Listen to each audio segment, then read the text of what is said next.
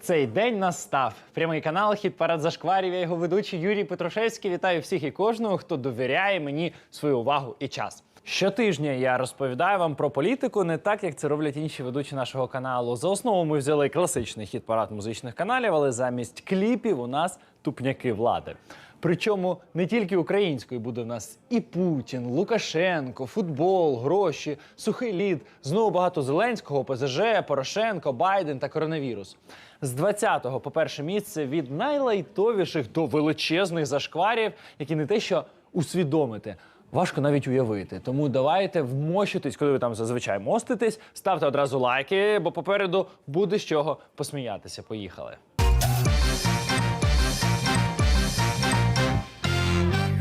Відкриває хіт-парад зашкварів президент Російської Федерації Володимир Путін. Ну, чули, хто це такий, так? Так от, Путін вже досить довго сидить в якомусь секретному бункері, з якого проводить наради з силовиками.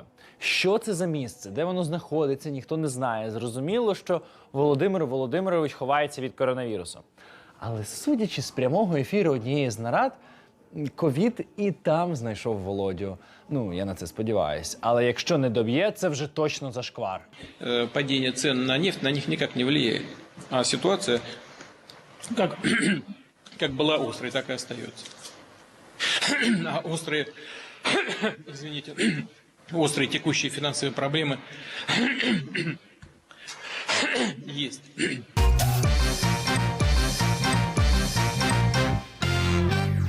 А наступний зашкварчик стався на аргентинському шоу «Хто хоче стати мільйонером». Одній досить розумній панянці випало питання, на якому континенті знаходиться країна під назвою Україна. Жіночка розгубилася, попросила підказку 50 на 50, залишилась Європа та Африка. І здогадайтесь, що вона обрала. Voy a decir C, África. Tu respuesta es incorrecta. Ay. Yo me quiero matar. No te puedo creer.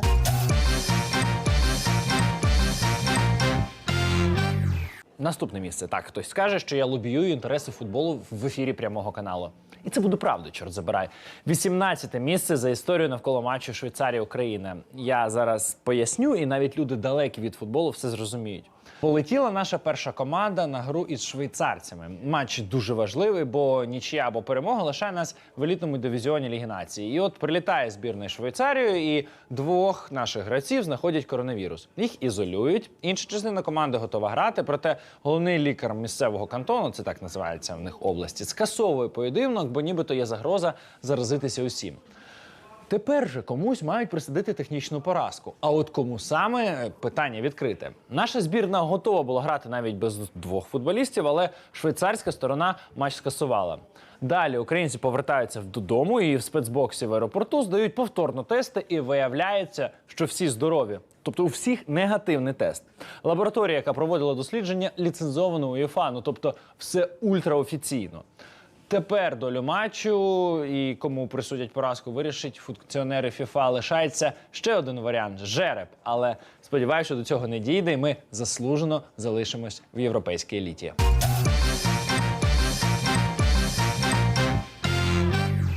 Досить про футбол. Давайте про мистецтво. Про високе мистецтво. Ні, навіть не так. Про велике мистецтво. На 17-й сходинці в нас переможець конкурсу на великий державний герб України. Так, Мінкульти, слуги народу обрали саме ось цю діч як великий державний герб. Серед 122 робіт саме цей витвір геральдичного мистецтва. І не дивуйтесь, що архангел в шкарпетках, або у всіх по 4 пальці, або те, що лев блює і в нього видно статевий орган. Це і несмак, як результат політики Зеленського. Ну, яка різниця, який тут герб?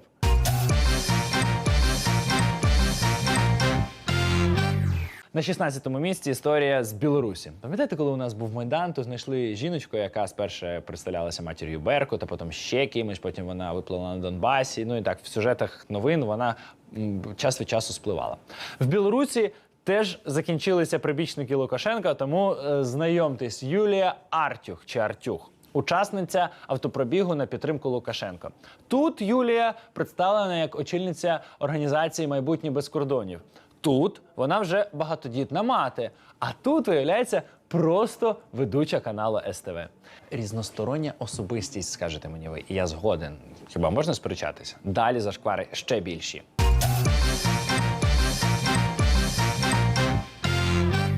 На 15-му місці історія з хеппі-ендом. Пам'ятаєте, я розповідав вам про російську аптечну блогерку Катерину Діденко, яка святкувала свій день народження в бані і засипала в басейн купу сухого льоду, в якому отруїлися 3 гостей, включаючи чоловіка. Так от, після трагедії в панянки все кардинально змінилось. Вона була на всіх перших шпальтах. Найбільші ток-шоу зробили про неї програму. В інстаграмі на цього аптечного ревізора підписалися 1,5 мільйона користувачів. Блогерка так сумувала за чоловіком, що зробила собі нові груди і завела бойфренда. Ну, звичайно, цинічна людина, скажете мені ви. Інші скажуть, ну давайте порадіємо за жіночку, погоджуюсь. А тому, коли я нещодавно побачив відео, як Катерина зі своїм новим хлопцем шукають будинок, аби святкувати Новий рік, я зрадів. Зрадів, бо шукають хату з басейном. Вы можете нам помочь с вариантами домиков на Новый год. Напишите, пожалуйста, в директ Владу конкретные уже варианты, потому что очень тяжело найти. С бассейном, сауной и с чем еще? Не знаю. Ну, на большое количество человек. Да, на большое количество человек.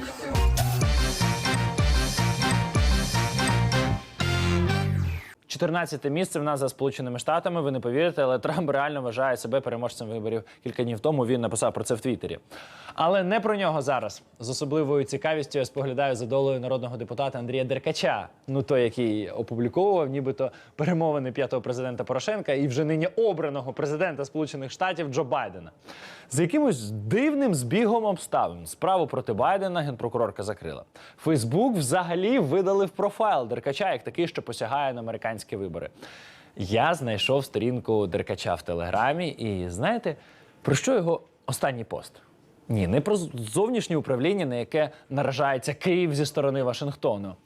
Деркач пише про новий корабель SpaceX, про те, який він гарний, ну і так далі.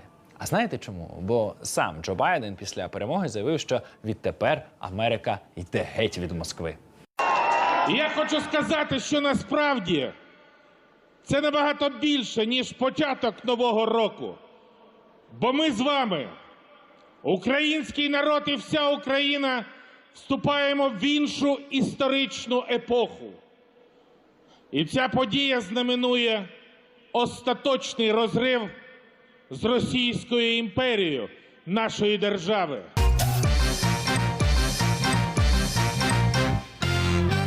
Ніколи такого не було, і ось знову. Депутати «Слуги народу» в сесійній залі парламенту надсилають одне одному порноролики. Це Анатолій Драбовський. Аби скинути своєму колезі по фракції відосик з голими служницями «Слуг народу», він спочатку видаляє з телефону брифінг Міністерства охорони здоров'я, а потім вуаля, малишка в тебе в повідомленнях. Майже всі дивляться порно, це факт. Але навіщо вони це роблять в сесійній залі парламенту? Це якийсь фетиш? Напишіть відповіді в коментарі, бо без вас, шановні глядачі, мені з цим не розібратися.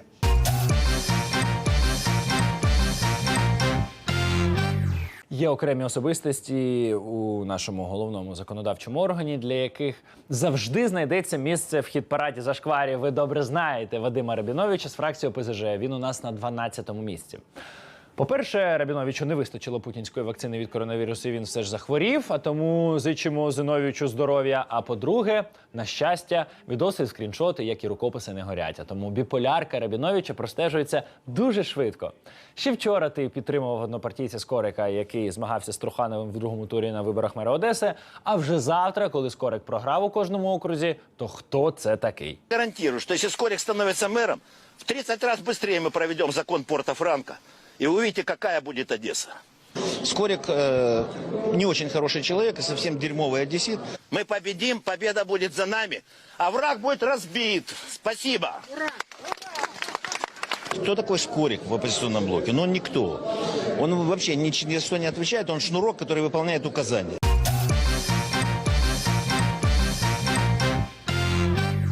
На 11-му місці в нас послуга «Дорого-багато» від Укрзалізниці. Компанія пропонує поїздки країною ВІП-вагоні на 11 осіб. Тут є кухня з холодильником, мікрохвильовкою, електроплитою, зал відпочинку з комп'ютером, спальня з великим ліжком, шафою, столом і кондиціонером, ванна кімната. Весь цей несмак коштує щонайменше 20 тисяч гривень за квиток. Ну і аби не лишати вас наодинці з думками про ВІП-вагон, то вчора видання «Обозріватель», посилаючись на свої джерела, повідомило, що міністр інфраструктури Криклія не впустили на зустріч з прем'єр-міністром Казахстану, бо нібито в Криклія був фейково-негативний тест на ковід. Ну, бува.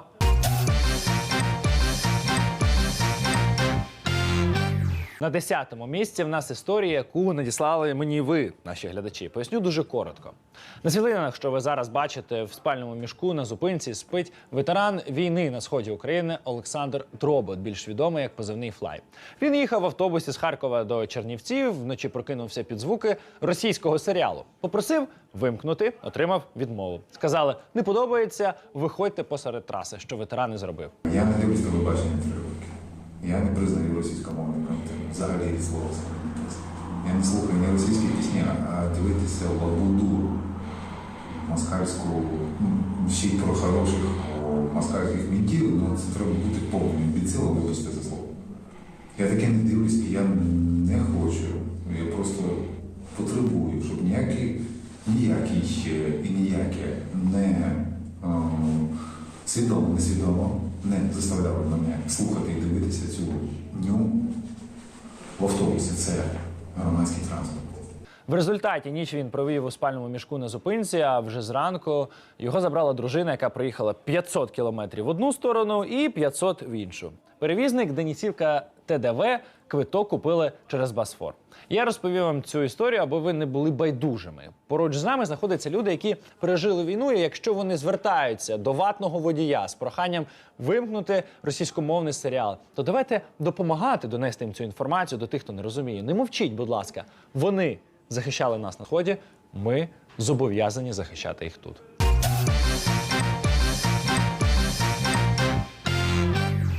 Дев'яте місце хіт-параду зашкварів за президентським літаком, точніше за новою системою супутникового зв'язку, яку хочуть туди встановити.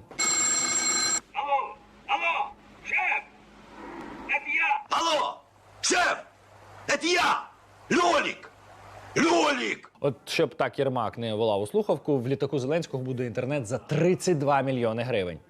Вартість дорогого потужного кисневого концентратора складає близько 50 тисяч гривень, але найвеличнішому лідеру сучасності потрібно прямо зараз сидіти в Інстаграмі, поки кудись летиш.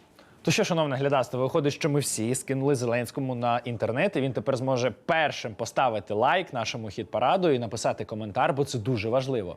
Чим більше коментарів ви напишете як в Ютубі, так і в Фейсбуці, тим більше людей побачить наш хіт-парад зашкварів.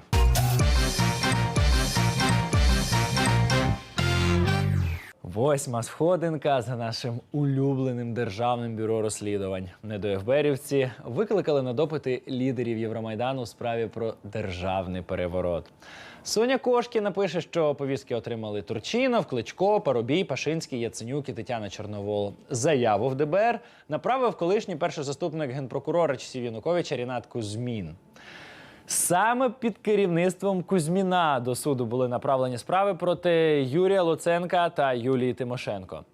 Чому ДБРівці викликали всіх, крім Авакова і Порошенка? Питання відкрите. Що, очевидно, ми рухаємось по спіралі. Спочатку вони нас душили, потім ми їх на Майдані. Тепер при владі реваншисти і прийшов їх час. От тільки ми змінилися, бо Революція Гідності перемогла і нашу пам'ять знищити неможливо.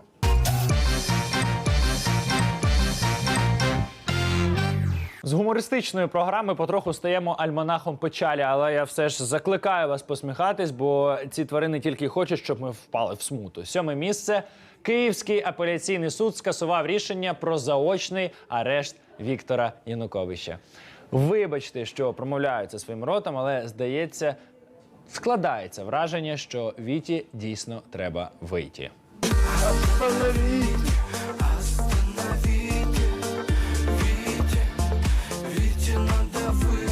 Щоб бути відвертим, відвертим, то я чекаю на повернення Віктора Федоровича. Можливо, тому що він асоціюється в мене з доларом по 8, часами, коли мені було 18 років, ну і усіма цими тупняками, які ставали з ним, як тільки вмикалась камера.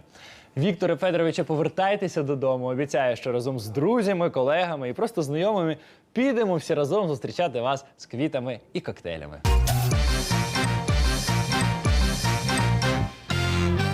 Ми все ближче підходимо до перших місць, і тут у нас з'являються традиційні ковід-зашквари. Знайомтесь, це заступниця міністра охорони здоров'я Ірина Микичак. Пані Микичак бідкається за підприємців, які несуть збитки через запровадження обмежень, і радить перетворювати проблеми у нові можливості.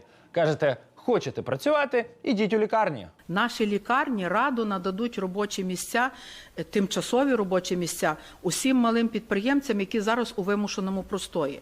Лікарням і центрам екстреної медичної допомоги дуже потрібні сильні і здорові робочі руки. Це економісти, бухгалтери, санітари, техніки, працівники пральні і кухні, електрики, водії, сторожі, вахтери, різноробочі і тому подібно. Приходьте в лікарні.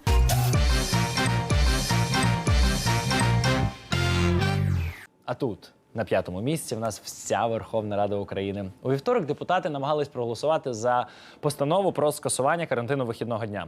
Всі вони називали ідею карантину вихідного дня безглуздою, навіть «Слуги народу». Я не поділяю позицію карантину вихідного дня, але дотримуюсь і закликаю всіх так робити. Якби нам запропонували прийти до Кабміну і взяти участь у засіданні комісії, ми б це зробили. Нам, на жаль, цього не запропонували, а тому сьогодні бачите, що відбувається в залі. Парламентарі і від провладної фракції, і від опозиційних фракцій гостро критикують, можна сказати, атакують таке рішення Кабміну. Так само казали і ОПЗЖшники. Це те ж саме, що 5 днів не дотримуватися безпечного сексу, а по вихідним дотримуватися. Він нічого не дає, він тільки дратує людей. Та що там, навіть фракція «Батьківщина». Я думаю, що це велика дурня, тому що, якщо чесно, вона не вирішує це питання, не вирішує абсолютно ні з точки зору вирішення епідеміологічної ситуації, ні з точки зору медичної ситуації. Проте «Слуги народу» все ж надали необхідної кількості голосів і постанову провалили. Але дуже показовим є те, що навіть якщо б знайшлись ці голоси, Верховна Рада не може скасувати рішення Кабінету міністрів.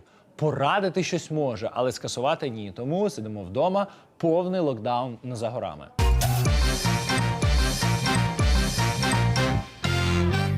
Пам'ятаєте, як навесні журналісти Бігус.Інфо розповідали нам про ресторан «Велюр» народного депутата Тищенка, який працював в Києві, незважаючи на обмеження? На вынос працює, що є такий закон. Приймає гостей. Вот. Пан Яценко, пан Куфтарєв, пан Кабанов, вони приїжджали протягом тижня і по декілька годин проводили там. Ну, це вопрос не ко мне. Ну, ви ж власник. Здрасте. Цього разу Бігус і компанія знайшли новий «Велюр», яким рулить син завгоспа Нацполіції Івана Наумова. Це заміський комплекс, який у вихідні дні працював як зазвичай. Ну, аби всі клієнти могли приїхати і запаркувати під ним своє авто, включаючи самого Наумова. 14 листопада, субота, на годиннику 18:50. На вході до НАВІ охоронець. Парковка перед закладом вже наполовину заповнена. Серед машин вже дуже добре знайомий нам білий Крайслер.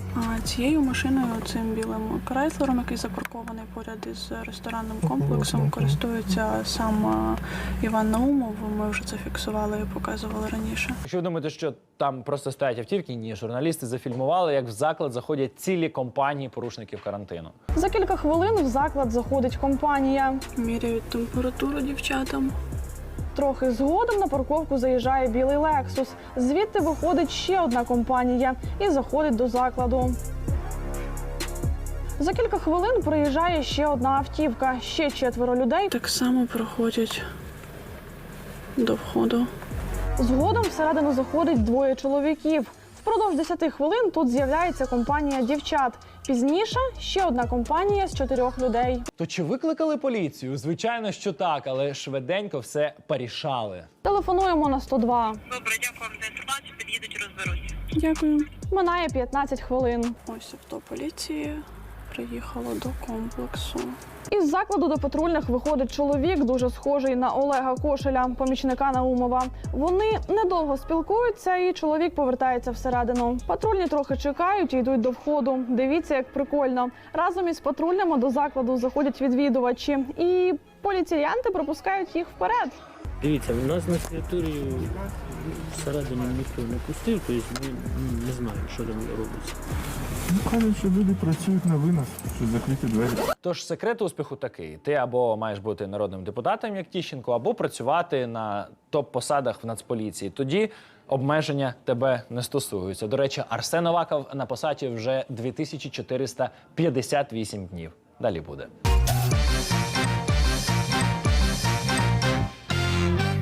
Бронза, бронза, бронза, бронза. Третє місце хіт-параду зашкварів за використанням грошей на ремонт доріг. Якщо в минулих випусках програми я розповідав, що в дороги вкатали 20 мільярдів з ковідного фонду і планують ще 10, цього разу журналісти «Настоящего времени» розповіли, що дороги будували ще за гроші, які виділили для онкоцентру. А в октябре этого года в правительстве решили, поскольку деньги не использовали, основную часть отдадут на ремонт дорог, а еще на реконструкцию монастыря во Львовской области и местного университета. Лабораторія насправді тримається на ентузіазмі працівників. Десятки років без ремонту фахівці працюють на застарілому обладнанні. Проєкт реконструкції розробили самі, просто дайте гроші, все. Кошти були виділені, але їх направили не на головний онкологічний центр країни, а на дороги. Велике будівництво. Слава Зеленському!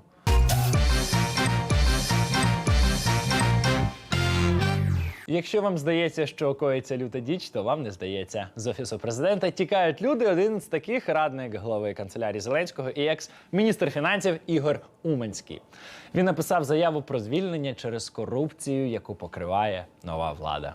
За 10 місяців поточного року ковідний фонд на 40 мільярдів вже витрачено. Витрачено переважно не на заходи боротьби з ковідом, на інші пріоритети, які визначив для себе уряд. Медична інфраструктура не створена. Підготовка до другої хвилі пандемії поки що провалюється. За цей же період на 95,5 мільярдів гривень не профінансовано видатки загального фонду державного бюджету, в тому числі майже на 35 мільярдів видатки захищені.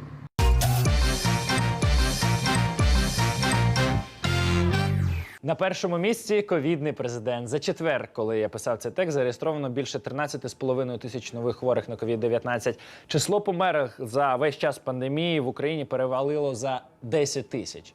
Ви вже читали страшні історії про те, як в одній з районних лікарень Львова батько віддав сину свій кисень і внаслідок чого помер, або історія вже нині покійної викладачки з Житомира, яка написала в Фейсбуці пост про те, що потрібна допомога в одній міських лікарень і кисню конче не вистачає, а на ранок вона померла. Але, на щастя, в лікарні Феофанія у головній ВІП-палаті з легкою формою коронавірусної хвороби перебуває людина, яка всіх заспокоїть і розповість, що все добре. Всього в Україні вистачає і ніхто тут не страждає. Зараз існує 50 тисяч ліжок. Сьогодні ми готові у разі необхідності оперативно збільшити цю кількість майже у 2 рази до 91 тисячі ліжок. Друге, достатнє забезпечення ліжками з киснем. За минулий тиждень додано плюс 5 тисяч ліжок з централізованим киснем та концентраторами. Журналіст Богдан Амосов в Телеграмі звернув увагу на коментар вже згаданої заступниці міністра охорони здоров'я Ірини Микичак, якої інформація щодо стану української медицини трошки відрізняється від того, що нам розповідає Зеленський. Трагедії і емоції зашкалюють в лікарнях. Там, в тих лікарнях, які переповнені, в тих лікарнях, де виснажені лікарі, де бракує медичних сестер і технічного персоналу.